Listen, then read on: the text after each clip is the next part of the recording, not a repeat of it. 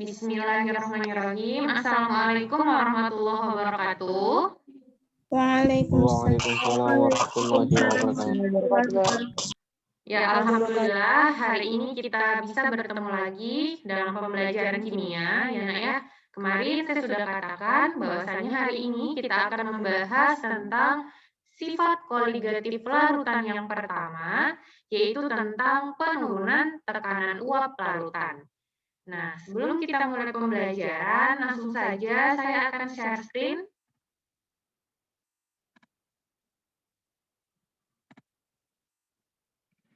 Sudah terlihat PPT saya, Nak? Sudah, Mem. Sudah, Mem. Nah, sebelum kita bahas tentang apa sih penurunan tekanan uap itu, nah kita bahas dulu. Jadi penurunan tekanan uap itu merupakan bagian dari sifat koligatif larutan. Apa itu sifat koligatif larutan?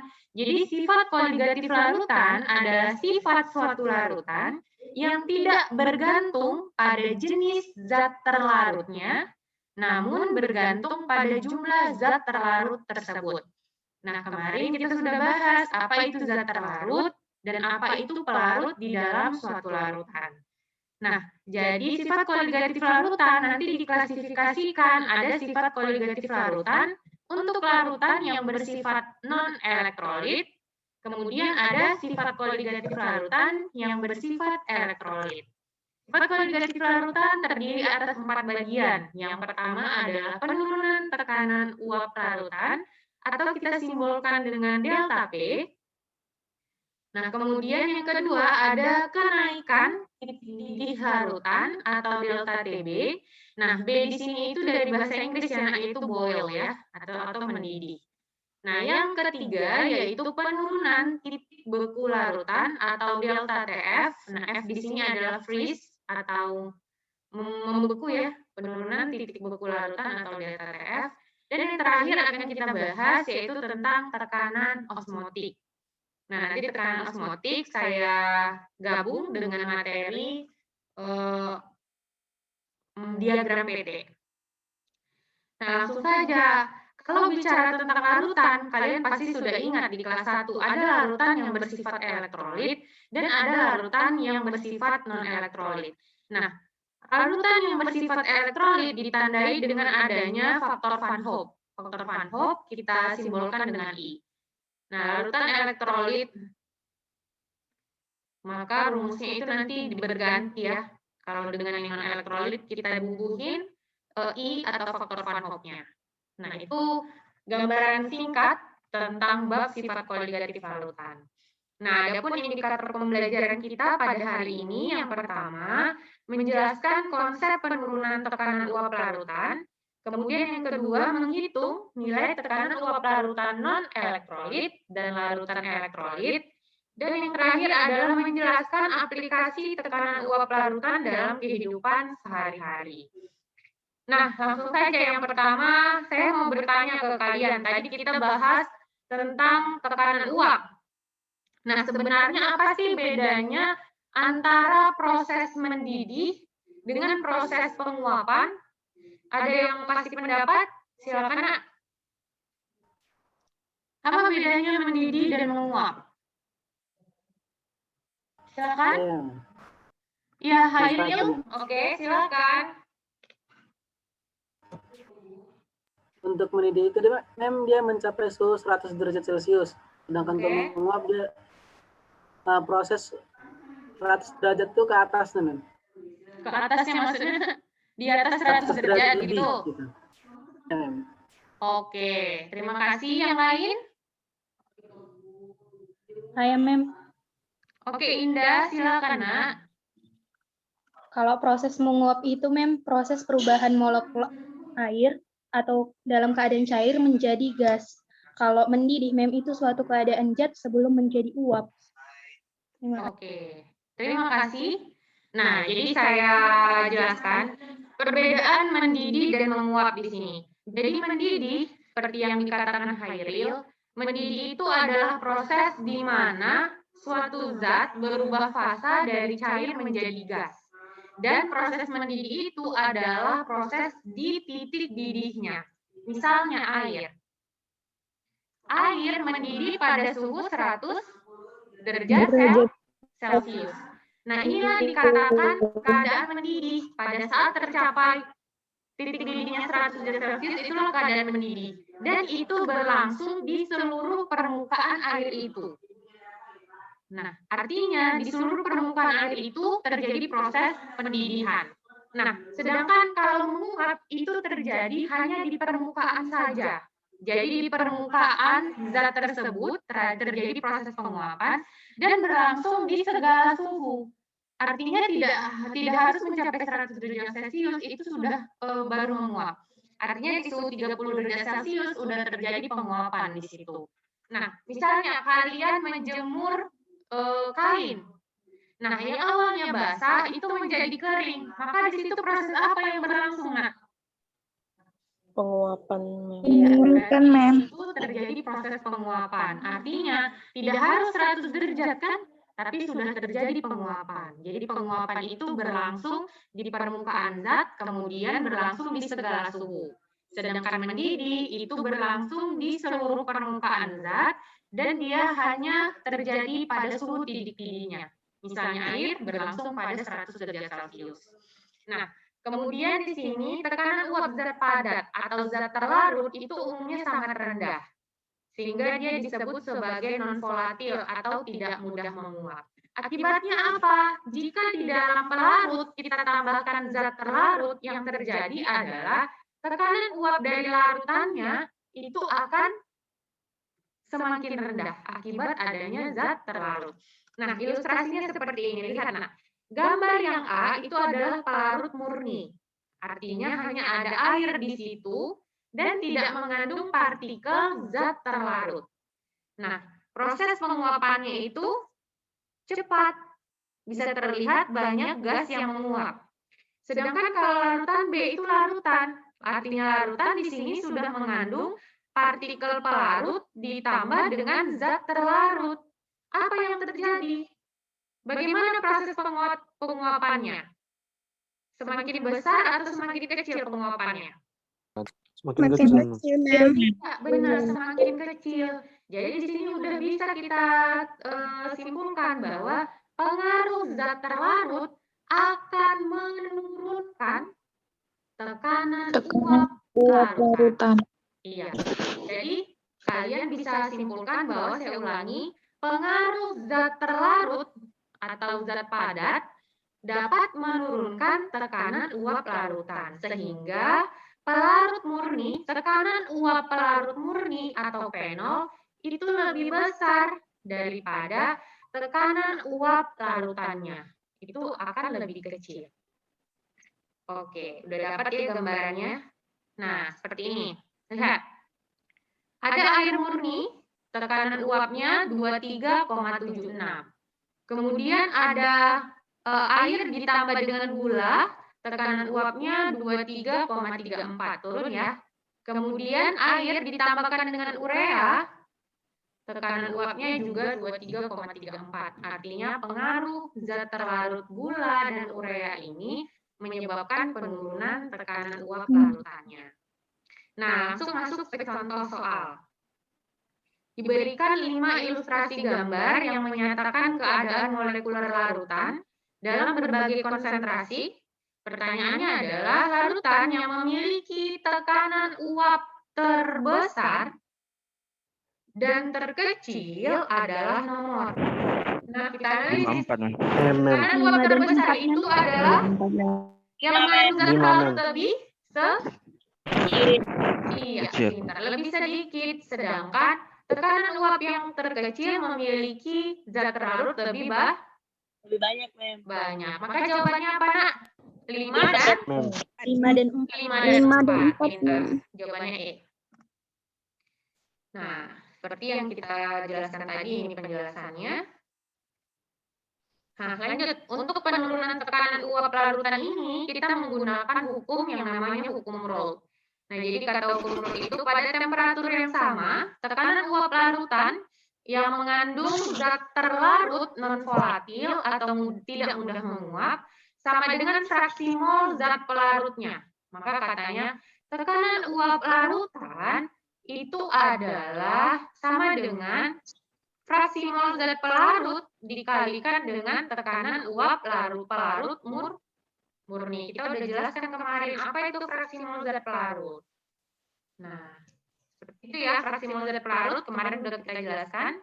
Itu adalah mol zat pelarut itu dibagi dengan mol totalnya. Lanjut. Nah, jika kita cari delta P, delta di sini menyatakan penurunan tekanan uap. Nah, maka delta P itu adalah P0 dikurang P. Kenapa P0 dikurang P? Karena di sini P0-nya jauh lebih besar kan tadi, tekanan uap murninya lebih besar dari tekanan uap larutannya. Kemudian kalau yang ditanya adalah penurunan tekanan uap, kalian bisa pakai rumus fraksi mol zat terlarut dikali dengan P0. Sampai sini untuk hukum Raoult-nya bisa dimengerti, Nak? Bisa, Mem. Ya, oke. Kita lanjut. Nah, seperti yang saya bilang, suatu larutan itu terdiri dari dua. Ada larutan elektrolit dan ada larutan non-elektrolit. Larutan elektrolit dibagi lagi. Ada elektrolit kuat dan elektrolit lemah. Nah, sebelum saya jelaskan tentang larutan elektrolit ini, saya mau bertanya dulu ke kalian, apa yang kalian ingat tentang larutan elektrolit? Kalau Di kelas 1. elektrolit itu alfanya 1, Mem. Sebutkan namanya, Nak. Daeng. Oke, Daeng, silakan. Seingat saya kalau elektrolit itu alfanya 1. Oke. Kalau non elektrolit itu Alfa 0 itu apa, sampai Daeng? Apa? Alfa itu apa, Nak? Derajat ionisasi. ionisasi. Oke. Yang lain? Terima kasih. Yang lain? Sasi ya? Saya, Mem. Oke, silakan Sasi. Larutan elektrolit adalah larutan yang dapat menghantarkan listrik, sedangkan Oke. larutan elektrolit adalah larutan yang tidak dapat menghantarkan listrik, Mem. Oke. Nah, saya jelaskan ya. Jadi larutan elektrolit itu ini larutan itu dibagi menjadi 3.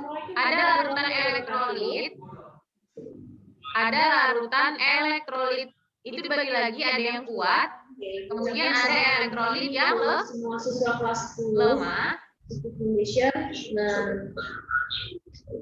ada larutan non elektrolit. Pak Taufik. Oke, elektrolit kuat seperti yang dikatakan Daeng itu derajat ionisasinya mendekati 1. Nah, artinya apa? Artinya ketika larutan elektrolit ini dilarutkan di dalam suatu pelarut, dia akan terionisasi secara sempurna. Kemudian elektrolit lemah itu derajat ionisasinya antara 0 sampai dengan 1. Artinya ketika dia dilarutkan ke dalam suatu pelarut, dia akan terionisasi secara sebagian. Alfanya kayak gini ya. Kemudian kalau elektrolit, alfanya itu sama dengan 0. Artinya ketika dilarutkan, dia tidak akan terionisasi. Tidak akan terionisasi. Otomatis larutan elektrolit, jika menjadi suatu larutan dilarutkan dalam pelarut, dia akan menghasilkan partikel yang lebih banyak karena dia terionisasi. Seperti itu ya, Nak. Saya hapus. Kemudian apa hubungannya dengan tekanan uap? Jika di tekanan uap, maka rumus yang tadi hukum Raoult itu berubah. Untuk mencari penurunan tekanan uapnya, kita harus bubuhi yang namanya faktor Van Hoff, seperti ini.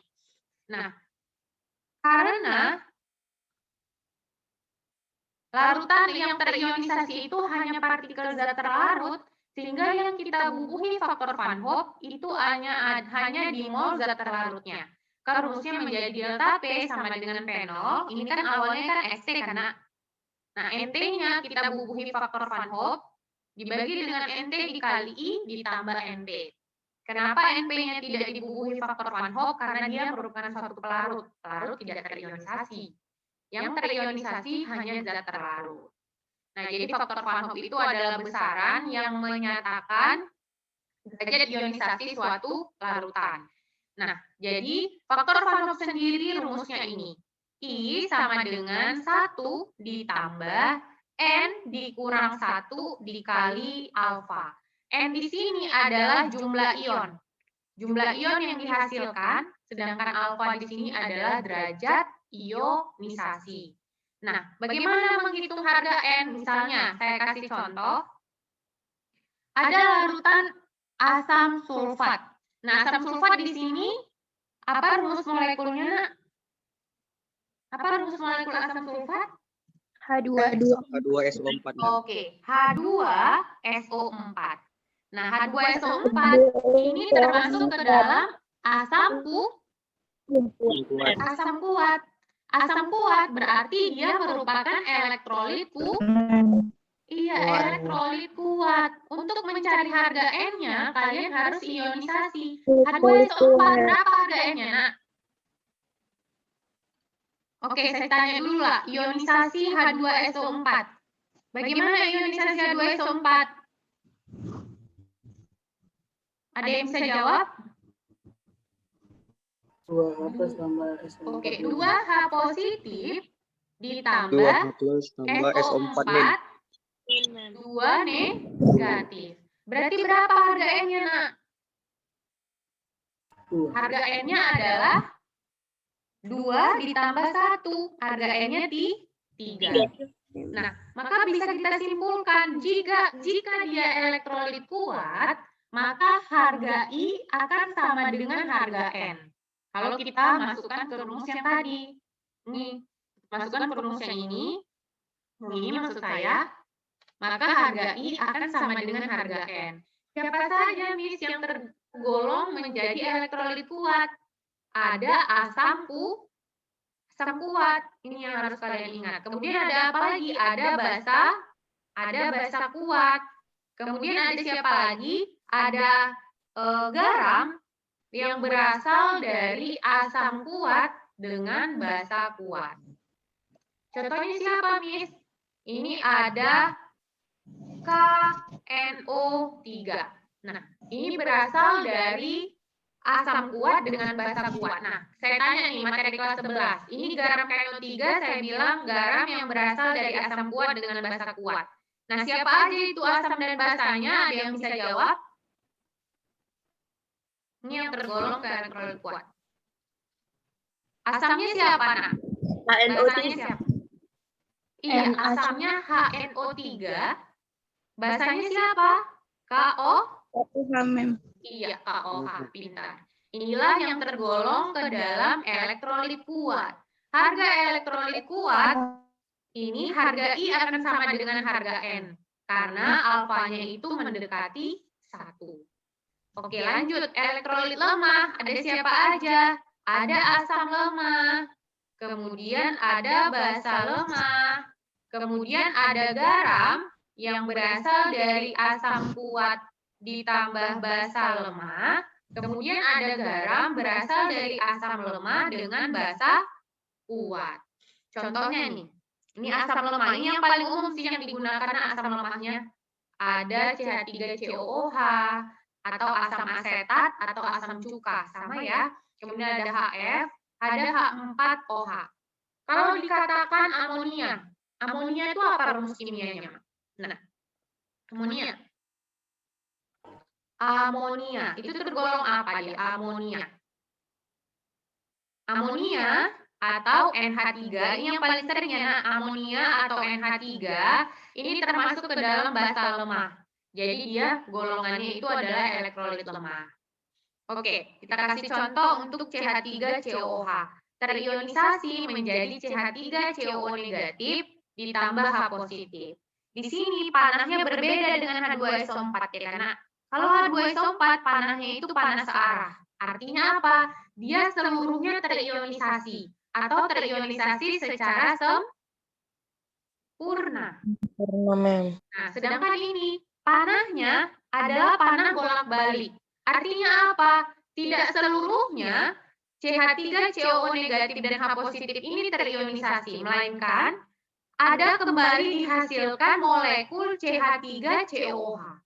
Molekul CH3COH yang dihasilkan akan kembali lagi, kemudian terionisasi lagi. Makanya N-nya itu tidak sama dengan 2. Ya. Dan derajat ionisasinya antara 0 sampai 1. Dan umumnya itu mendekati 0. Nah, jadi panah bolak-balik ini menyatakan dia elektrolitnya adalah elektrolit lemah. Nah, sekarang yang terakhir yaitu non-elektrolit. Zat non-elektrolit derajat ionisasinya 0, sehingga jika kita substitusi ke rumus I atau faktor Van Hoff sama dengan 1 ditambah N kurang 1 dikali alfa, jika alfanya kita substitusi dengan 0, maka berapapun jumlah N-nya, harga I-nya tetap 1. Sehingga untuk non-elektrolit, rumus penurunan tekanan uapnya itu tidak kita bubuhi dengan faktor Van Hoff. Tahu ya bedanya nak ya?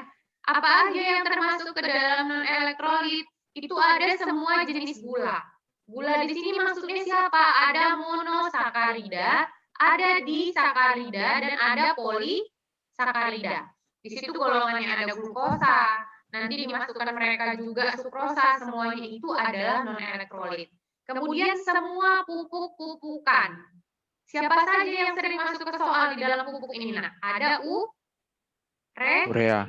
Iya, ada urea yang sering digunakan. Jadi semua jenis pupuk itu adalah non-elektrolit. Kemudian semua jenis alkohol. Siapa saja di dalamnya ada alkohol? Ada etanol. Itu yang umumnya digunakan. Dan itu dia non-elektrolit. Artinya apa? Dia tidak akan terionisasi. Makanya reaksinya itu seperti ini. Artinya kalau di dalam air, ya dia molekulnya utuh, tidak terionisasi menjadi ion-ionnya. Tidak. Oke, oleh sebab itu, larutan non-elektrolit itu tidak dapat menghantarkan listrik. Karena apa? Karena dia tidak menghasilkan ion, berbeda dengan elektrolit kuat. Dia menghasilkan ion positif atau kation dan anionnya. Bisa dipahami untuk larutan elektrolit dan non-elektrolitnya? Bisa ya? Oke, kita lanjutkan ke contoh soal yang kedua. Nah, contoh soalnya ini adalah harga MR pelarut Y adalah 3. Nah, kemudian harga MR zat terlarut X adalah 10 jika dalam 2 gram zat X. Nah, berarti Y di sini bertindak sebagai pelarut. Sedangkan X bertindak sebagai zat terlarut. Nah, kemudian jika tekanan uap murninya adalah P, maka besarnya penurunan tekanan uap larutan. Apa yang ditanyakan? Penurunan tekanan uap itu siapa? Mem. Siapa nak? Delta P. Delta Oke, P. ini delta P. Nah, delta P tadi rumusnya apa, nak? XT kali P0 dikali XT, gitu ya. Tekanan uap murni larutan. Iya, Mem. Oke. Delta P sama dengan P0 dikali XT. Oke, katanya harga MR pelarut Y. Langsung saja ya. Jika tekanan uap murninya, berarti di sini siapa, nak? P0. P0-nya sama dengan P, maka di sini kita masukkan P. P. XT rumusnya apa? NT per NT ditambah NP. NP. So, lanjut. P, NT itu zat terlarut atau X. Maka rumus mol apa? Gram per? MR, Mem. Iya, gram per MR. Lanjut. NT-nya itu berapa gramnya? Jika dalam 2 gram zat X, berarti NT-nya itu adalah 2. MR-nya berapa, nak? 10, Mem. Kan? 10 Iya, Mem. dibagi dengan 2/10 ditambah NP-nya gramnya 3. Itu MR-nya ya? Gramnya 90 ya? 90, Mem. 90 dibagi dengan 3. Nah, lanjutkan di sini P sama dengan P dikali 2/10 per 2/10. Ini diubah ke per 10 jadinya berapa, nak? Jika kita ubah ke per 10 maka menjadi,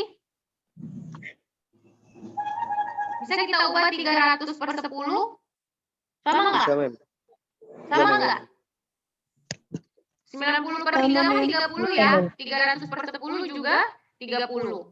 Oke, kita ubah menjadi P dikali 2 per 10. Nah, ini menjadi totalnya per 302 per 10. Maka P sama dengan dikali 2 per 10 dikali 10 per 302. Sama kan? Ya, Mem. P sama dengan 20 per, oh ini mati ya. Susah Iya, ya, Mem. kali 2 per 302. Maka jawabannya delta P sama dengan, ini bagi ini, 1/151 P. Jawabannya. Ada ya jawabannya ya. Jawabannya adalah C. Nah, untuk contoh soalnya, di sini cuma saya kasih 2, karena nanti di akhir bab itu biasanya kita akan membahas full untuk bahas soal. Jadi untuk setiap live teaching, contoh soalnya itu hanya sedikit. Oke? Nah, untuk pengetahuan kalian, menambah pengetahuan kalian bisa cari penerapan tekanan uap larutan itu di kehidupan sehari-hari. Bisa kalian lihat di mana. Yang pertama, itu ada yang saya bilang tadi ketika kita menjemur pakaian. Nah, ada pertanyaan sebelum saya tutup, Nak? Jelas, Mem. Jelas ya? Oke, jangan lupa mengerjakan kuisnya di psikologi masing-masing. Saya lihat untuk pertemuan 1 kemarin hanya 50% yang sudah mengerjakan. Nah, jadi sepertinya itu kalian menunda-nunda mengerjakannya. Karena saya lihat di kelas Alexa sendiri itu banyak yang absen tapi tidak mengerjakan psikologinya. Nah, jadi jangan menunda pekerjaan kalian, Nak, karena itu akan semakin banyak nantinya tugas kalian yang tidak selesai. Jadi setiap harinya itu kalian rutin untuk mengerjakan tugasnya agar di akhir nanti tidak menumpuk. Oke? Nah, ada lagi? Ada yang mau ditanyakan atau sudah jelas? Sudah ya? Oke, semoga hari ini bermanfaat. Nah, minggu depan insya Allah kita akan bahas tentang kenaikan titik didih larutan. Ya, baca bukunya atau modulnya di rumah untuk bisa kalian pahami lebih sebelum kita laksanakan live teaching. Saya tutup. Assalamualaikum warahmatullahi wabarakatuh.